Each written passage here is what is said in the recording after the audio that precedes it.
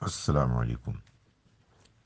اللہ کی رحمت سے مایوس نہ ہوں، اپنے کام سنوارنے کی کوشش جاری رکھیں، اپنی اس عقل کو استعمال کریں جو اللہ نے آپ کو دی ہے۔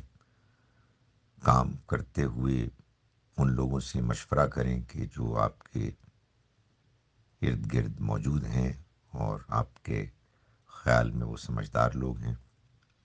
اللہ سے دعا کریں اور جو بھی آپ سے غلطی ہوئی ہے اس کی اصلاح کریں۔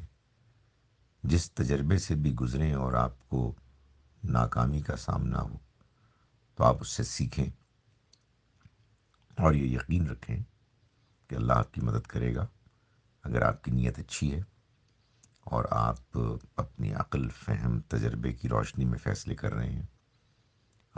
کبھی کسی معاملے میں فیصلہ کرتے ہوئے آپ کے سامنے ایک سے زیادہ امکان موجود ہو تو غور و فکر، مشورے کے علاوہ آپ استخارے کی دعا بھی کیجیے، اور کبھی بھی مایوس نہ ہو، ہمت نہ ہارے۔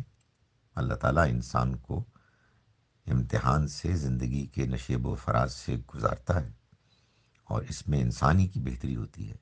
انسان اپنی کامیابیوں سے اتنا نہیں سیکھتا جتنا اپنی ناکامیوں سے سیکھتا ہے۔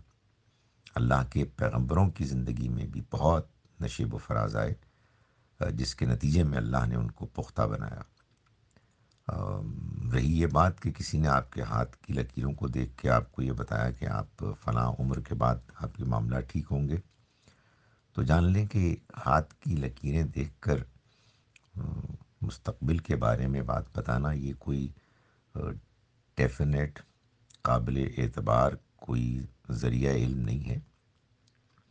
یہ بالکل ممکن ہے کہ بعض اوقات بعض اشارات کچھ مل جاتے ہوں، لیکن اللہ تعالیٰ کی طرف سے جو فیصلہ ہوتا ہے وہی نافذ ہوتا ہے۔ اللہ کے فیصلے کو کوئی نہیں ٹال سکتا۔ بعض اوقات یہ بھی دیکھنے میں آیا ہے کہ ہاتھ کی لکیریں بدل بھی جاتی ہیں۔ اس لیے اللہ پر بھروسہ کریں، کسی اور کی بات پر کہ جو مستقبل کی بات بیان کر رہا ہے اس پر بھروسہ کرنے کی کوئی ضرورت نہیں ہے۔